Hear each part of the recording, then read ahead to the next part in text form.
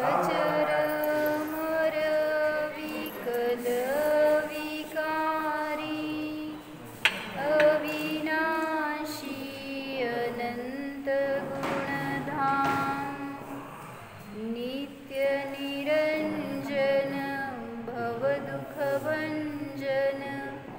ज्ञान स्वभावी सिद्ध प्रणाम ज्ञान स्वभावी सिद्ध प्रणाम।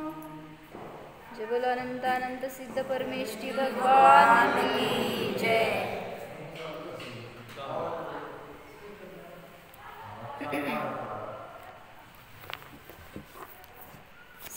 सिद्धांचं वर्णन चाललंय।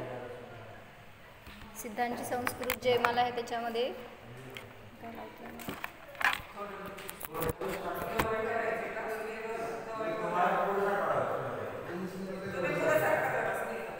आहे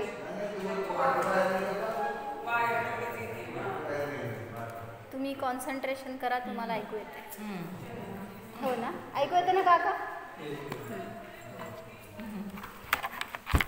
काय सांगत होते मी? सांगा, मी काय सांगितले?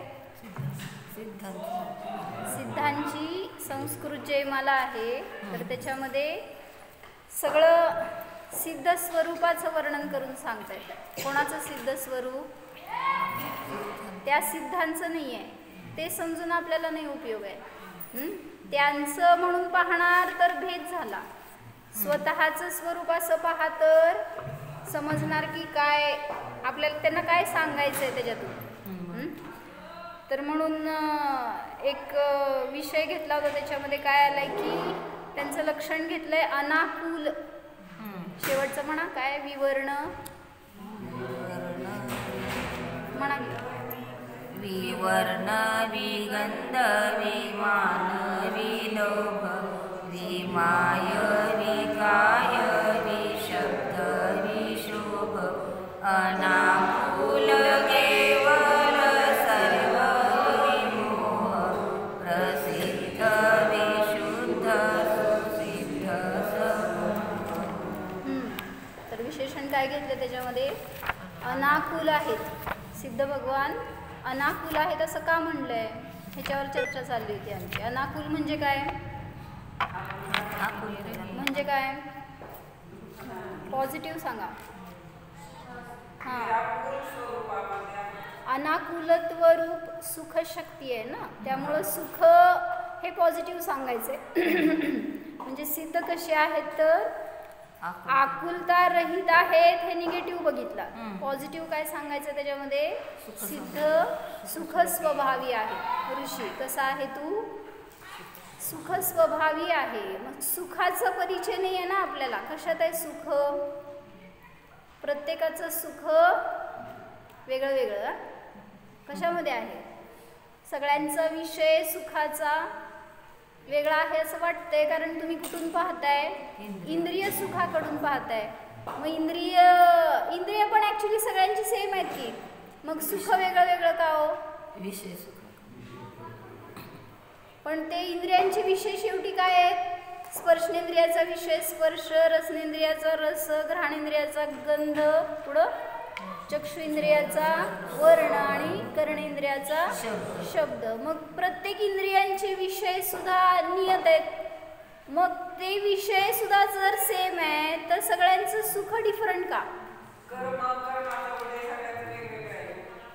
म्हणजे कर्माने सुख आहे हे तू सांगा। सगळ्यांचं सुख समान आहे का डिफरंट आहे? हां, तर त्याच्यात सांगायचंय की ऍक्च्युली ज्ञानाने सुख आहे। तुम्ही त्या ज्ञानाकडे पाहत नाहीये, कुठं पाहताय? त्या विषयातून सुख येतं असं वाटतंय। काय म्हणले विहा? खेळणीत सुख असतं का नाही सांग? नसतं। मग का ठेवलं खेळण्या घरात? आहेत ना? मग कुठल्याही त्या वस्तूमध्ये सुख नाही आहे। कशात सुख आहे? आपल्यामध्ये आहे। आपल्या ज्ञानाने आपण सुखी होतो, पण मानतोय काय? काय मानतोय? समाधी बाह्य विषयातून मला सुख मिळतंय, ते सुखाचं कारण आहे म्हणून सांगितलं। त्या सुखामध्ये डिफरन्स आहे। मग आहे खरं इंद्रिय सुख हे सुखाभास आहे, दुःख आहे, ते वास्तविक सुख नव्हतं, नाही, नसणार. मग खरं सुख कशात आहे हो? मला सांगायचं म्हणून सांगू नका, अनुभव करून सांगा. खरं सुख कशात आहे, कुठं आहे, कधी मिळणार, कोण देणार? अनुजाबेन तुमच्यामध्ये आहे का, माझ्यामध्ये आहे का, त्यांच्यामध्ये आहे? म्हणजे तो अनुभव करा तर समजणार आहे की सुख काय वस्तू असते. म्हणजे आपल्याला नुसतं शब्द ऐकून माहिती येत आता की अतींद्रिय सुख. कशाला म्हटलं अतींद्रिय सुख? मग ते घेतलं नाही का ह्याच्यामध्ये की अतींद्रिय ज्ञान कोणाला असतं? कुठलं ज्ञान अतींद्रिय ज्ञान आहे? हां, कोणाला असतं अतींद्रिय ज्ञान? आता म्हणताय तुम्ही या अपेक्षेने सम्यक दृष्टीलाच आहे, मिथ्या दृष्टीला अतींद्रिय ज्ञान आहे का? नाही. कोण म्हणते सांगा? त्यांना मी सिद्ध करून दाखवणार आहे, कारण मला कळालं. हां, तर पहिल्या गुणस्थानवरतीला अतींद्रिय ज्ञान असतं का नसतं? कसं? मिथ्यात्व अतींद्रिय ज्ञान कुठे आहे? आत्म्याला जाणणारं ज्ञान अतींद्रिय, अतींद्रिय विषयाला जाणणारं ज्ञान अतींद्रिय म्हणताय. मग कुअवधी ज्ञान असतं ते पहिल्या गुणस्थानात आहे, आणि अवधी ज्ञान इंद्रियजनित नाही, अतींद्रिय आहे. भलेही ते मिथ्यात्व सहित आहे, पण तरी सुद्धा अतींद्रिय आहे. पण म्हणून त्या अतींद्रिय ज्ञान आणि त्याच्याकडे जायचं नाही आहे आपल्याला. पण अतींद्रिय सुख कोणाला मिळणार आहे हो? ज्यांनी अतींद्रिय ज्ञानाने स्वभावाला विषय केला, आत्मा पाहिला, त्यालाच ते अतींद्रिय सुख मिळणार. अन्यथा इंद्रियाने जर आत्मा पाहायला गेला तर न आत्मा मिळणार आहे, न सुख मिळणार आहे. आणि हेच चूक केली आहे ना आजपर्यंत. आपण बाहेर कोणाला शोधतोय? सुखाला. जे इथं आहे ते तिथं शोधतोय बाह्य विषयांमध्ये. त्यामुळं आजपर्यंत अजून सुखी झालो म्हणा की, सुखी झालो नाही. हो काय विपुल भैया, सुखी झालाय का दुःखी आहात? प्रश्न पडला का काय? नाही, मला संसारातलं सांगू नका, तुमचं सांगा. तुम्ही सुखी आहे का दुःखी आहे? आता काय असं पोट भरलंय का म्हणल्यावर काय म्हणतो? म्हणला तर भरलंय, नाही तर नाही. कसं समोर चांगली डिश आणली अजून एक तर जागा असतीच आपल्याकडे. तर सांगतायत की जे सिद्ध आहेत ते कसे आहेत? अतींद्रिय सुखी आहेत.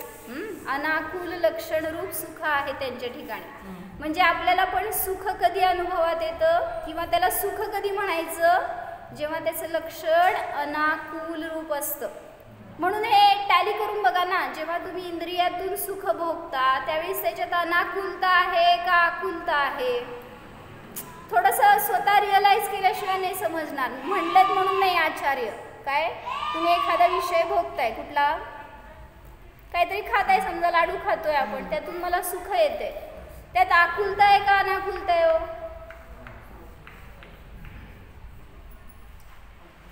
का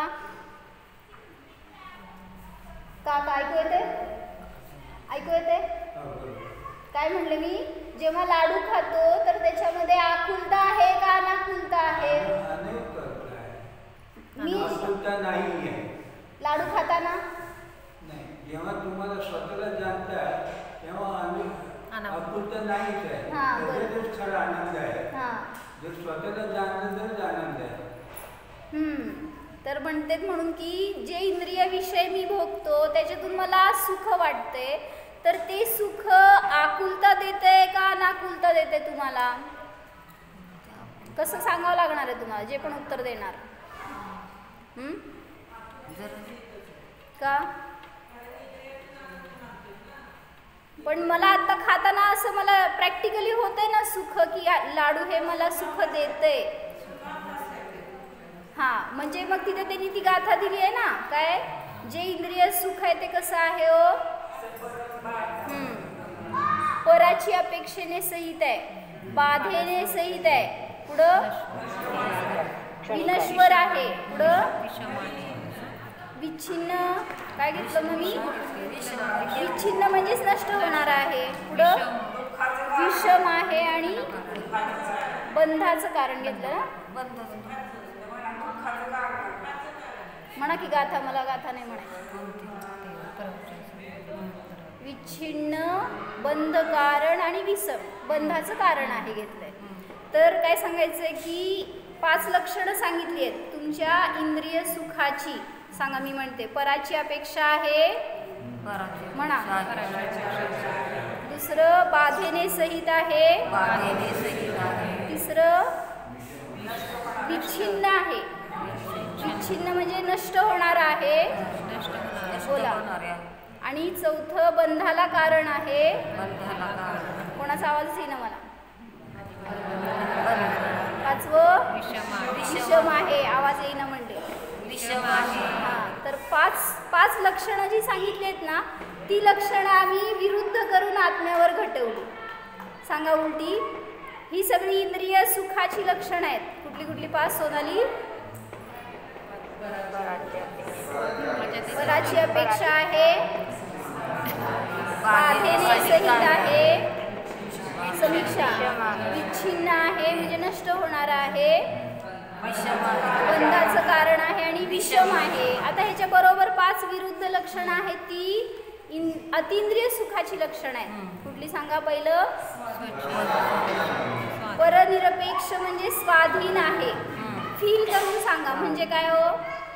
जेव्हा मी माझ्या आत्म्याचा अनुभव करतो त्यावेळेस मला कोणाची गरज आहे? न इंद्रियांची, न चष्म्याची, न मोबाईलची. कशाची गरज आहे भैया? स्वतःला मला जाणायचंय तर लाईट पाहिजे, फॅन पाहिजे, कोणीतरी सांगायला पाहिजे. कशाची अपेक्षा करतोय? म्हणूनच तर सुखापर्यंत जात नाही आहे. कारण बाहेरून ध्यान सांगताना ध्यान करता ना तुम्ही, मग ध्यान होतंय का तेव्हा? हो म्हणा. जेव्हा इथे ध्यान सांगतात संपल्यावर त्यावेळेस तुम्ही ध्यान करता का? तोपर्यंत अर्धे गेलेले असतात, माहीत आहे. मग तिथं ध्यान करायसाठी एकतर एकाग्रता पाहिजे आणि मग तिथं शब्द ऐकून ध्यान करताय तुम्ही, तर ते ध्यान पण ध्यान नाही आहे. त्या शब्दाच्या पुढं जाऊन तसा अनुभव करायला पाहिजे. काय म्हणले रुपाली भाभी? अनुभव करताय का? म्हणजे जेव्हा इंद्रियातीत होतो ना, कर्णेंद्रियाच्याच आधी नाही अजून तुम्ही, जेव्हा ध्यानाच्या शब्दाच्या द्वारे अनुभव करताय तोपर्यंत. म्हणून सांगितलं पहिलं लक्षण परनिरपेक्ष आहे. जे अतींद्रिय सुख आहे ते पराची अपेक्षा करत नाही. दुसरं मग इकडं निराबाध आहे. जे अतींद्रिय सुख आहे ते निराबाध म्हणजे काय? बाहुबली भैया सांगा म्हणजे काय? माहित नाही म्हणा, मी सांगते. हा, धीरज भैया मदत करा. निराबाध आहे म्हणजे काय? म्हणजे मी जेव्हा ध्यान करायला बसतो, बरं इंद्रिय सुख भोगताना बाधा कशाची ते सांगा. कुठलं पण इंद्रिय सुख असेल ते भोगत असताना आपल्याला इंद्रियांची बाधा आहे. कशी? इंद्रिय बंद पडतात. टीव्ही बघताना लाईट गेली. अजून विहा, आपण काय तर खायला बसलो आणि भेंडीची भाजी संपली, है ना? आवडती ना? म्हणजे ते सुख कसं झालं? बाधेने सहित. किंवा कोणतरी काढून घेतलं, आपल्याला दिलंच नाही, तर ते बाधेने सहित झालं. अजून कानाने ऐकू येत नाही, डोळ्याने दिसत नाही. डोळ्याने दिसत नाही, कानाने ऐकू येत नाही म्हणून तिथं बाधा आहे. अजून डोळ्याने दिसत नाही. हा, सांगितलं की ते काय म्हणताय हो? बाधेने सहित आहे माझं, कान ऐकू येईना मला आता. म्हणजे जेव्हा इंद्रियातून आपण भोगायला जातोय, तिथून विषयाला पकडायला जातोय ना, तर नियमाने बाधा आहे. रुपाली भाभी या इथं पुढं माझ्यासमोर. तुम्ही बाधा करताय मला. इथं या पुढं माझ्यासमोर या. तर म्हणून सांगितलं इंद्रियजनित विषय बाधा करणारे आहेत, पण अतिंद्रिय विषयाला कशाची बाधा आहे हो? जेव्हा मी मला जाणतोय त्यावेळेस कोण मला रोखणार आहे? किंवा सकाळ पाहिजे, दुपार पाहिजे, हेच क्षेत्र पाहिजे, घरामध्ये पाहिजे, आवाज नको, काय काय आहे बाधा तिथे तुम्हाला? जेव्हा मी मला जाणणार त्यावेळेस म्हणून तर लोकांनी काय केलं, सम्यक दर्शन कुठं प्राप्त होतं भैया? विदेह क्षेत्रामध्ये. जर समोशरणात भगवान असतील, त्यांनी मला सांगितलं तरच सम्यक दर्शन होणार. जर मी मुनी झालो तरच सम्यक दर्शन होणार. सगळ्या परिग्रहाचा त्याग केला तर सम्यक दर्शन होणार. किती कंडिशन्स घालतायत. कोणाला कुठं बाध आहे हो सम्यक दर्शनाला, स्वतःच्या आत्मानुभूतीला? कुठलंही द्रव्य बाधक नाही आहे, क्षेत्र बाधक नाही आहे, काल नाही आहे, आणि पंचम काळ आहे, कशी अनुभूती घ्यायची नाही ना? काय म्हणजे मोक्ष कहे निज शुद्धता. म्हणजे जेव्हा आत्म्याला जाणतो त्यावेळेस तिथं कशाचीही बाधा नाही आहे. म्हणजे ते अनुभवात तर समजणार आहे की आत्मानुभव हा निराबाध असतो, त्याच्यामध्ये बाधा नाही. पुढं तिसरं काय लक्षण? इंद्रिय सुख विच्छिन्न आहे, अतिंद्रिय सुख अविच्छिन्न आहे. म्हणजे काय? बोल ऋषी. म्हणजे काय? पुढं पहिलं बेंच कोणासाठी ठेवलंय? सगळे जाऊन मागं कोपऱ्यात बसलाय. धीरज भैया तुम्ही सरका, म्हणजे तुमच्या घरातले सगळे सरकतील. काय म्हणले मी? सांगा 4 लक्षणं. 3 झाली. कुठली कुठली? अजित भैया चालतंय, पुढं आलं तर मी काहीही करत नाही. पहिलं लक्षण काय सांगितलं? परनिरपेक्ष आहे. म्हणून आम्ही असं वही पेन घेऊन बसतो, माहित आहे का? काय म्हणले स्नेहाली, सोनाली? आमच्या शाळेमध्ये वही पेन लागत आहेत. पहिलं लक्षण काय? परनिरपेक्ष आहे. दुसरं बाधेने रहित आहे, निराबाध आहे, आत्मिक सुख हे. तिसरं अविच्छिन्न, म्हणजे नाश न होणारा आहे. त्याचा कधीही तुम्ही जर एकदा अनुभव करताय तर मग एकदा बाहेर आल्यावर नाश झाला की. कसं अविच्छिन्न आहे म्हणजे कसं लावायचं? असं कसा? जेव्हा मी अनुभव करतोय तेवढ्या क्षणासाठी तरी तिथं तेवढ्या समयांसाठी निराबाध सुख आहे, म्हणजेच ते अविच्छिन्न सुख आहे, खंडित नाही आहे. जेव्हा अनुभव करतोय तो अखंडच आहे, म्हणून ते अविच्छिन्न आहे. पुढं जे इंद्रिय सुख आहे ते बंधाला कारण आहे. अतिंद्रिय सुख सांग? मुक्तीला कारण आहे, निर्जरेला कारण आहे. म्हणून तिथं बरं अजून एक राहिलं ना, कुठलं राहिलं? विषम आहे. इंद्रिय सुख विषम आहे. म्हणजे काय प्रफुल्ल भैया? विषम आहे म्हणजे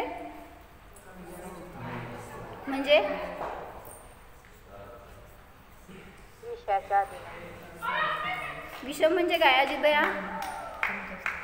कधी त्यातून मला सुख वाटतं, कधी दुःख वाटतं, कधी खूप आनंद वाटला, कधी काहीच वाटला नाही, किंवा आता वाटला नंतर नको वाटलं. हे काय म्हणायचं? ह्याला विषमता म्हणायचं. म्हणजे एक्झाम्पल द्या. त्रास व्हायला लागला ना, 1 लाडूमध्येच बरं वाटलं. बरं, डायबेटीस पेशंट आहे म्हणून ना. दुसरं सांगा उदाहरण. एखाद्याला एखादा विषय एखाद्या वेळी भोगताना आनंद वाटतो, तोच विषय परत भोगताना नको वाटतो. का असं? जसं उदाहरण सांगितलं होतं की मला लाडू आवडतो, तो मी खातीये, त्यावेळेस तिथं मला आनंदाचा अनुभव येतोय, आणि त्याच वेळी मला न्यूज काय मिळाली? घरात कोणाचा तरी ॲक्सिडेंट झालाय, कोणाला तरी त्रास होतोय. काय झालं?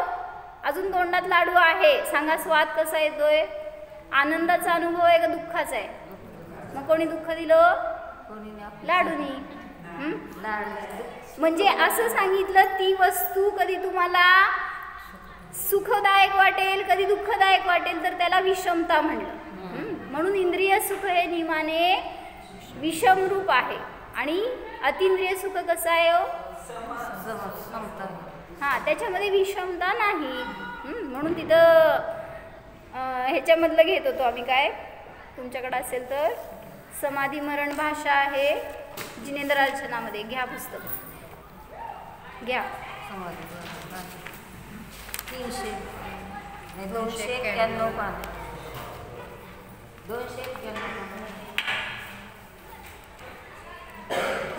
बाहुबली भैया सरका तिथून.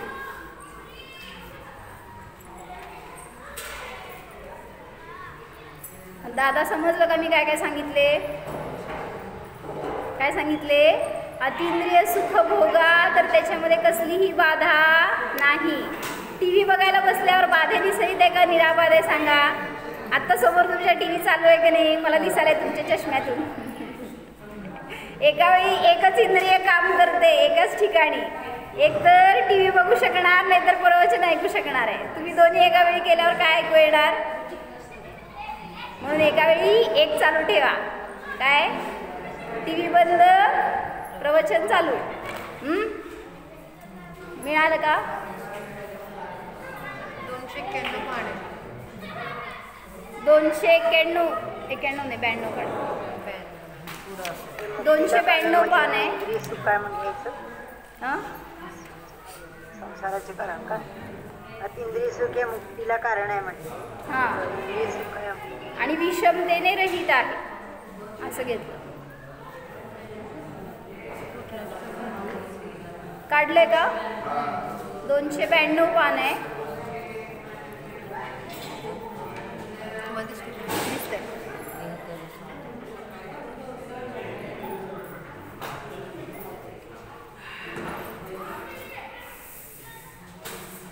अकरावं दोहा आहे ना, काय म्हणायचं? 11वं छंद आहे ते म्हणायचंय.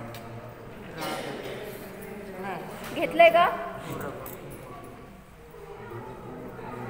सुनीता काकी सरका कुठं तर. अनुजाबेन या माझ्याकडं. पुढं सरका की. सरक समीक्षा.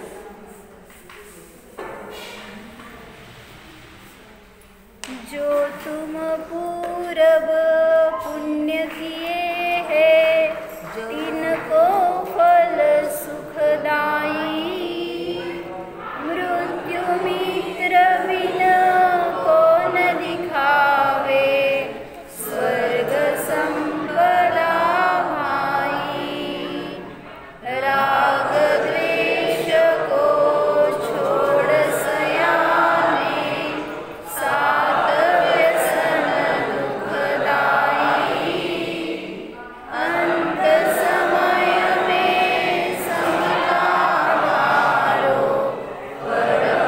पंथ सहाई. तुम्ही फोटो काढून घेऊन पण वाचू शकता. तुम्हाला जरी शास्त्राला नाही शिवायचं घ्या की, असलं तर कोणाचं तर घ्या की, मागच्या पुढे त्यांचं काय आहे त्याच्यात.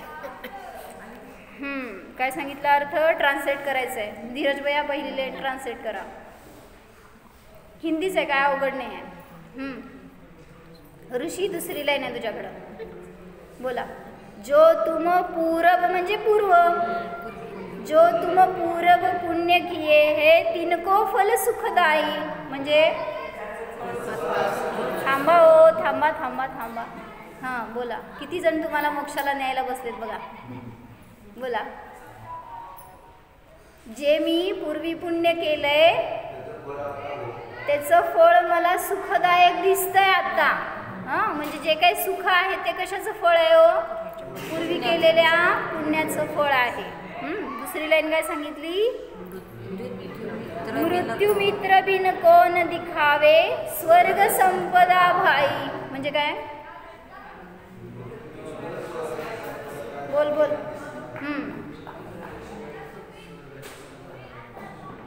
मृत्यू आल्याशिवाय स्वर्ग भेटणार नाही. मग कसं बघायचं स्वर्गाला? ज्याला स्वर्ग बघायचंय त्याला मरावं लागतं. काय म्हणते? मेल्याशिवाय स्वर्ग दिसत नाही. मग तुम्हाला इथं स्वर्ग सुख भोगायचंय ना, मरायचं पण नाही आहे आणि स्वर्ग सुख पण पाहिजे तर मिळणार नाही. म्हणून सांगतायत की मृत्यू हा मित्र आहे. ज्ञानी जीव मरायला लागलाय तर त्याला स्थितीकरण करतायत, त्याचं विचलित होऊ नये म्हणून त्याला मार्गदर्शन चालू आहे. हे काय? त्याची संलेखना चालू आहे त्याच्यासाठी.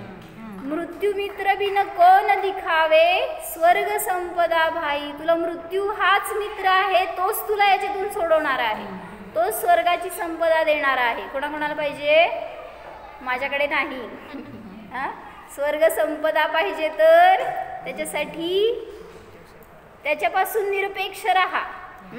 ज्याची अपेक्षा करणार ते मिळणार नाही. पुढं राग द्वेष को छोड सयाने सात व्यसन दुःखदायी. सांगा सरिता का सारिका भाभी. समजण्यासारखं आहे, सोपं आहे. काय राग द्वेष को छोड सयाने, रागद्वेषाला सोड असं कोण कोणाला सांगाले? तुम्ही मला. सात व्यसन दुःखदायी, सात व्यसन जे आहेत ते नियमाने दुःख देणारे आहेत. व्यसन कशाला म्हणायचं? व्यसन कशाला म्हणायचं? बर वाईट काढा, वाईट काढा शब्द. कशाला म्हणायचं? कारण तुम्हाला ती वाईट वाटत नाही ना, म्हणून तर ते लावून घेतलंय तुम्ही. जो दारू पितो त्याला वाटतं का मी हे वाईट करतोय म्हणून? ज्याला वाटतं तो करणार का? माहित नाही मला, विचारतेय. काय करणार? असं प्रत्येक ज्या ज्या गोष्टीची सवय आपण लावून घेतोय ना, हे पाहिजेच. चहा काय हो? वाईट का व्हाईट? चहा काय असतो? समाधी ब्लॅक टी असते का? म्हणजे त्याला वाईट वाटतं का? आपण ते वाईट व्यसन, तुम्ही वाईट सवय म्हणताय ना, तर ते वाईट वाटत नाही ना, म्हणून तर त्याला व्यसन म्हणून सांगतात. त्याला सवय म्हणा. एखाद्या गोष्टीची सवय काहीही असते ती गोष्ट, त्याची सवय ज्याला झाली ते व्यसन झालं. कशाचं व्यसन आहे हो? सगळ्यांचं व्यसन मला माहिती आहे, तुम्हाला पण माहिती आहे, मी नाही सांगणार. दुसरं व्यसन सांगा मला. कशाचं व्यसन आहे? अभिनय भैया, व्यसनी आहात का निर्व्यसनी आहात? म्हणायला आवडणार का आपल्याला कोणी असं म्हणलं तर? तुम्ही व्यसनी आहात, पण व्यसन तर करतोय. कुठल्या ना कुठल्या रूपाने कुठल्या ना कुठल्या वस्तूत अडकतोय आणि त्याची आसक्ती, त्याच्यात एकत्व, त्याच्यातून मला सुख मिळते ते पाहिजेच. किती त्याच्यात ॲडिक्ट होतोय. म्हणून सांगतायत असे बहिरंग सांगतायत हे तर 7 व्यसन शास्त्रातले. आपल्या जीवनात किती व्यसन आहेत हो? किती व्यसन आहेत? माझ्याकडे का बघताय? किती व्यसन आहेत हो प्रफुल्ल भैया? बाकीच्यांच्यातलं विचाराले हो. सगळ्यांच्यात किती व्यसन आहेत? आपण स्वतः टॅली करा ना. आपण ज्या ज्या वस्तूशी ॲडिक्ट होतोय ते सगळं व्यसन आहे. झोपायला काय पाहिजे? म्हणले आम्हाला चटईवर झोप लागत नाही. कोण अम्मांकडे आल्यावर आम्ही सांगतो त्यांना अम्मांबरोबर अम्मांसारखं राहायचं. आम्हाला फॅनशिवाय झोपच लागत नाही म्हणले. अजून सगळ्यांचे अनेक कारण आहेत. आम्हाला डास चावतात म्हणले. मग काय झालं? उशी पाहिजे. बरं, अजून काय पाहिजे? सगळं आता तिथं आम्ही घरच बांधणार आहे. म्हणजे तिथे येतोय कशासाठी हो आपण? थोडंसं वैराग्याची साधना करायसाठी. त्यांच्याबरोबर राहतोय तर त्यांच्यासारखं थोडा प्रयत्न आपला. घरात तर कसं करणार? करणार का नाही? चालतंय का नाही? दशलक्षणमध्ये, कधी पर्वतिथीमध्ये, कधी उपवास आधी केलात तुम्ही. जरासं राहायचं ना साधूसारखं. आपल्याला साधू बनायचंय, मोक्षाला जायचंय, तर संयमाशिवाय मुक्ती नाही. आता ज्ञान झालंय पण संयम येईल ना आपल्यामध्ये. मग संयमाकडे झुकायला पाहिजे ना थोडंसं. म्हणून सांगतायत कुठल्याही वस्तूची जिथं आपल्याला सवय झाली, जिथं आपल्याला कंपल्शन झालं ना, समजून घ्या त्याला काय म्हणायचं? व्यसन. जेवण झाल्यावर बडीशोप पाहिजेच. असं झालं तर ते सुद्धा व्यसन असते बरं का. त्यामुळं आमच्या आत्यानी मध्ये खूप खायची बडीशोप. नंतर तिला समजलं की हे असं असल्यावर जर त्याच्याशिवाय जगू शकत नाही असं आपल्याला व्हायला लागलं तर सोडून दिलं. मग किती दिवस आता मला माहीत नाही खाती का नाही, पण सोडून दिलं तिने. नंतर म्हणजे जे आधी असं असायचं की पाहिजेच ते सुटलं. मग असं आपल्यामध्ये पण अनेक गोष्टी आहेत जे आपल्याला आपण स्वतःसाठी बांधील करून ठेवलं. त्याच्यामध्ये सकाळी उठल्यावर काय पाहिजे हो? सगळ्यांना वेगळं वेगळं पाहिजे. जे पाहिजे ते पाहिजेच असं जर असेल तर देवदर्शन तिथं करा की व्यसन. तसले व्यसन नाही, ते वाईट नाही बरं का. काय आहे ती सवयच नाही लावून घेताय आपण, म्हणून त्याला व्यसन. पण तसले व्यसनी व्हा की चालतंय. शुभ गोष्टींमध्ये काय म्हणायचं? शुभोपयोगाचं पण एक ॲक्च्युली व्यसन आहे. पण आपण अशुभाला सोडत नाही आहे तर शुभात कुठे येणार? काय म्हणले निपुण भैया? काय म्हटले सांगा? शुभ शुभ भाव करायचे का नाही करायचे? करायचे की नाही? कुठंपर्यंत करायचे? जोपर्यंत अशुभात अडकलाय त्याला सांगितलं शुभाला धर, पण जो शुभाला धरून बसला त्याला काय सांगितलं?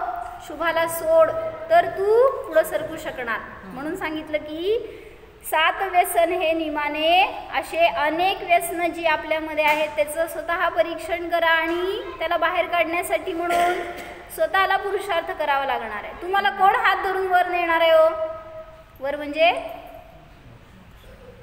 सुखात, मोक्षात कोण नेणार आहे? बाहेरून कोणी नेणार? समीक्षा कोण नेणार?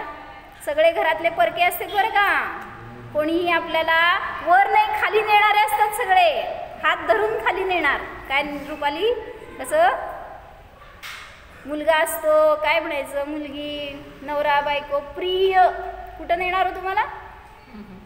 कोणाकडे बघू? ऋषी एकटाच आहे, जाऊ दे.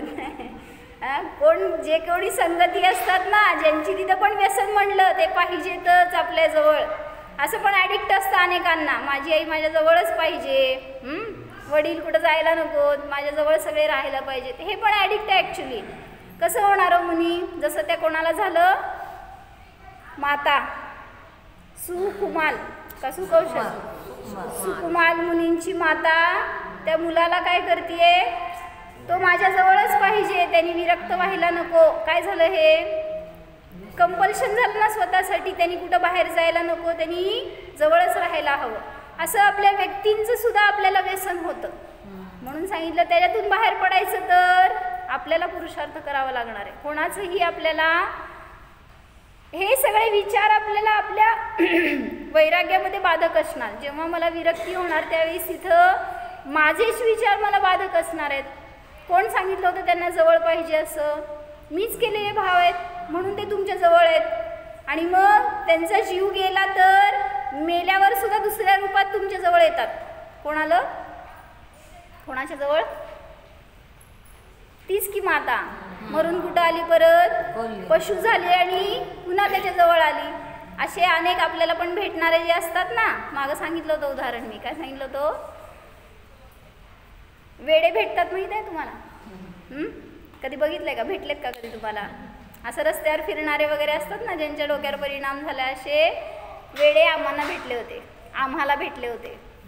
कुठं? आम्ही दिशेला गेलो होतो सोलापूरला असताना माताजींबरोबर, आणि असं बाहेर जायचो गावाच्या, आणि आम्ही चौघं होतो, कोणीतरी तिघं होतो, 2 माताजी आणि मी होते आणि कोणतं असेल एक बरोबर, लक्षात नाही. तर सकाळच्या वेळी कोण नसतं रस्त्यावर, आम्ही आपलं निघालो होतो सकाळी 7च्या दरम्यान वगैरे असेल, आणि त्या रस्त्यावर मंदिरं वगैरे होती पण पुढं होती, त्यामुळं तिकडच्या साईडला काय नव्हतं, बाकीची इतर मंदिरं बरं का. आणि मग आम्ही त्या रोडनी येत असताना काय झालं की आम्हाला दिसलं समोरून वेडा येतोय, आणि आम्ही त्याच्याच डायरेक्शननी चाललो होतो. आणि मग ते आमच्याकडे यायला लागलं म्हटल्यावर तिघांनी पण बघितलं बरं का आम्ही. आता मी तर घाबरले, त्यांनी दोघांनी काय केलं मला माहीत नाही. म्हणजे दृष्टी तर गेली होती की त्याचं क्रिया, त्याचे हालचाल जरासं विक्षिप्त आहेत म्हटल्यावर कळालं की तो वेडा आहे. एवढं तर कळायला शाणे आहेत आपण. तर तो जवळ यायला लागला म्हटल्यावर आम्ही आपलं स्पीड वाढवला. आमची नजर खाली बरं का, आम्ही तुझ्याकडे काय बघत नाही असं दाखवत, पण सगळं तर त्याकडेच बघत होतो. आणि निघालो होतं एका साईडनी पुढं, आणि तो जसं आमच्या जवळ आला ना त्यांनी आमच्याकडं बघितलं. आता तुमचे बीट्स वाढले का? आणि तो जवळ आला आणि मागं गेला. मग मी त्याच्याकडे बघते, माताजी तर समोर बघून चालले होते की काय तो मागून उपद्रव करू नये, आणि त्यांनी केलाच. काय केलं? मागं गेला आणि त्यांनी दगड उचलला. मग मी आम्हाला सांगितलं, आम्हा दगड उचललाय त्यांनी, आपण स्पीड घेऊ, कारण तो काय येईल मागून वगैरे. तर माताजी निर्विकल्प आपलं चालले त्यांच्या स्पीडनी बरं का. ते मागं बघत नव्हते आणि काय मला सुद्धा काय म्हणले नाहीत, पण मी सगळ्यात मागं होती ना, म्हणून मला कोणाचं भय. आणि तो मागून यायला लागला, आणि ते आता लांब होतं तोपर्यंत ठीक होतं, पण त्यांनी स्पीड वाढवला आणि तो आमच्या जवळ यायला लागला होता, आणि त्याच्या हातात होता दगड. आणि मी आपल्या आम्हाला म्हटलं, आम्हा पळू आता. आम्हा पळणार थोडीच होते, आणि त्यांनी दगड मारला. आणि ते मी तर स्पीड घेऊन पुढे गेले, आणि छोट्या आम्हा मागं राहिल्या होत्या. बरोबर त्यांच्या पायाच्या जवळ पडला, पाय आम्हानी उचलला होता. म्हणजे पायाला लागला नाही पण मारला त्याने. आणि मग ते बघितल्यावर आम्हाला खरंच वाटलं की खरंच तो वेडा आहे आणि काहीतरी उपद्रव होऊ नये ह्याच्यासाठी आम्ही पुढं सरकलो. तोपर्यंत माणसं आली होती आणि त्यांनी त्याला पळवलं असं काहीतरी. म्हणजे कशासाठी सांगत होते का सांगितलं सगळे वेडे सवयी वेड्याकडे कसं गेलं काय का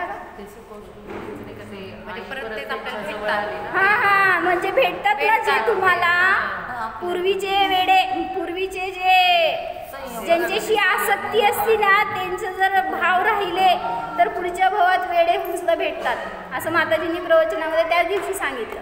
जे कोणी भेटणारे तुम्हाला असे असतात ना कदाचित कुठं भेटले तर समजून घ्या पूर्वीचे एकतर मोही आहेत रागी तर आहेत नाही तर द्वेषी तर आहेत. ते त्यांचा रागद्वेष फेडण्यासाठी तुम्हाला इथं येऊन भेटतात आणि अशा रीतीने मग आपलं वैर फेडतात.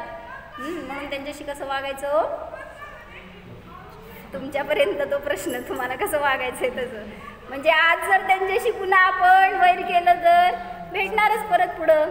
म्हणून माझे सगळे दोष मिथ्या होत. आपल्या भावाचं आपण प्रतिक्रमण करणं एवढंच आपल्या हातात आहे. कधी त्यांच्याशी असे आसक्तीचे भाव केले असतील तर ते सुद्धा मिथ्या होत. तर जे काही मी पूर्व पुण्य केलेलं आहे त्याचं फळ सुखदायी आहे. मृत्यूशिवाय कोणीही मला स्वर्गाची संपदा दाखवणारं नाही. म्हणून हे जीवा काय कर रागद्वेषाला सोड 7 व्यसन तुला दुःख देणारे आहेत. पुढं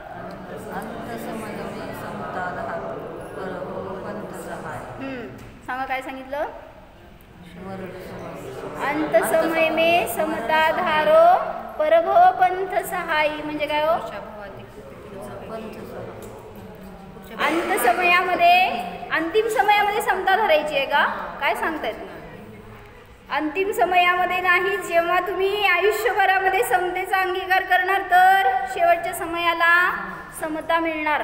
म्हणून अंत समय में समता धारो जेव्हा कर्मांचे उदिरणा सुरू होती ना त्यावेळी समता राहत नाही.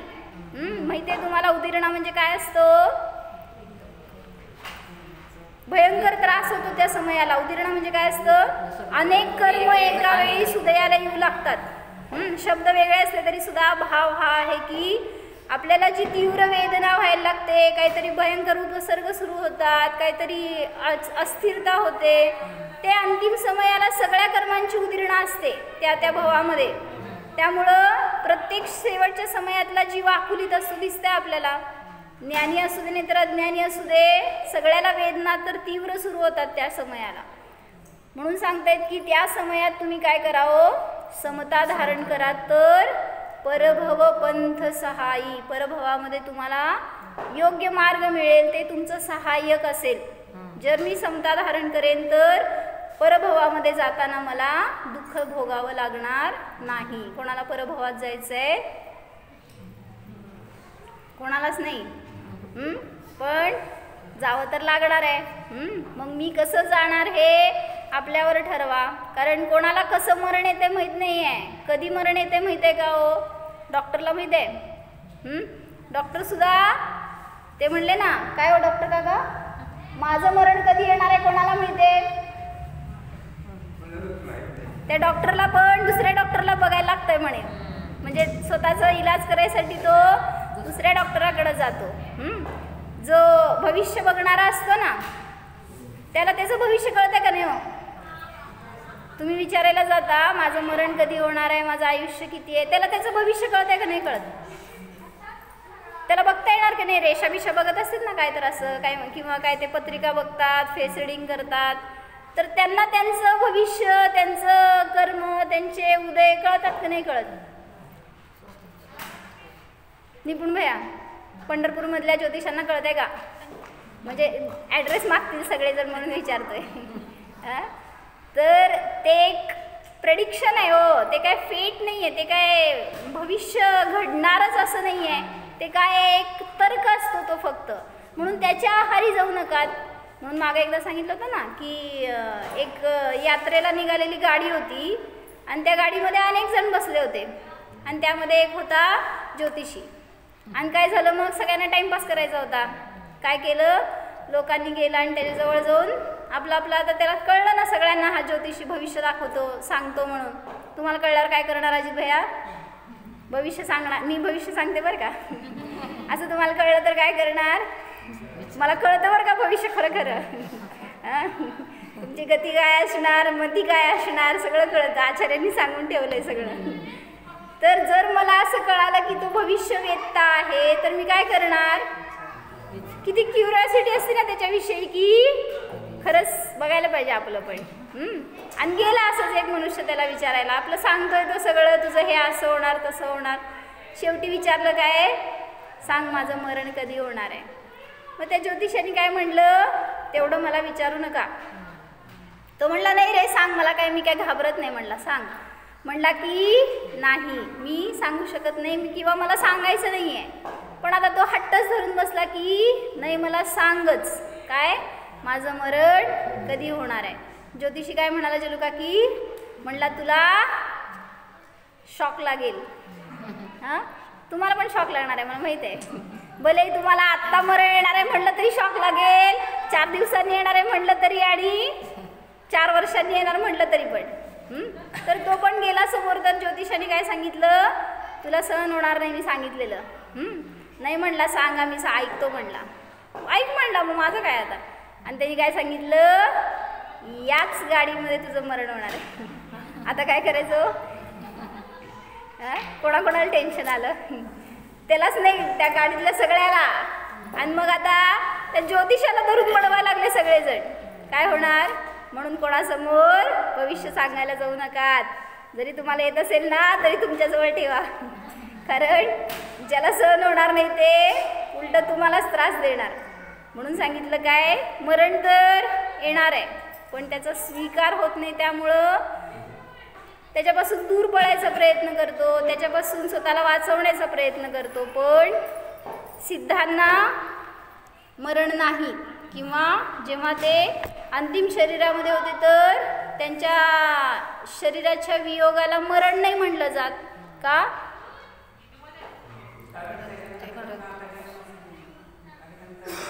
अजून त्यांच्या देहाचं अवसान झालं तर तिथं मरण नाही म्हणत तुम्ही, निर्वाण झालं म्हणता. का म्हणायचं तसं?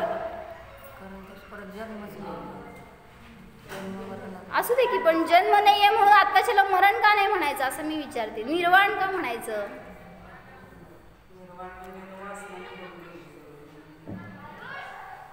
बरं अजून चिंतन करा, उद्या सांगा.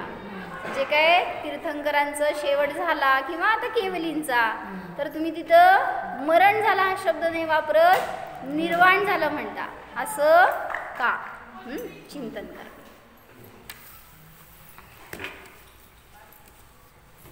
जाणा स्वतःच्या शरीररहित अशरीरी स्वभावाला जाणा. पहा हा चेतनात्मा सर्व बाधांनी, सर्व उपसर्गांनी सर्वथा रहितच आहे. हा मी आत्मा स्वयं सुरक्षित आहे, निराबाध आहे. अनुभव करा, या आत्म्याला परद्रव्याची अपेक्षा नाहीच. मी आत्मा आहे, निरपेक्ष आहे. मी सिद्ध आहे, शाश्वत आहे.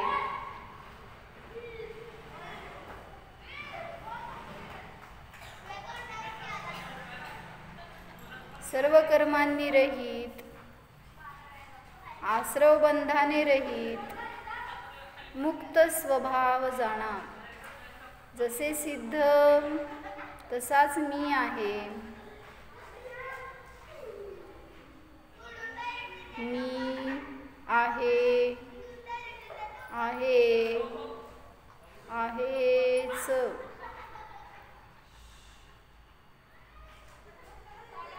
ओ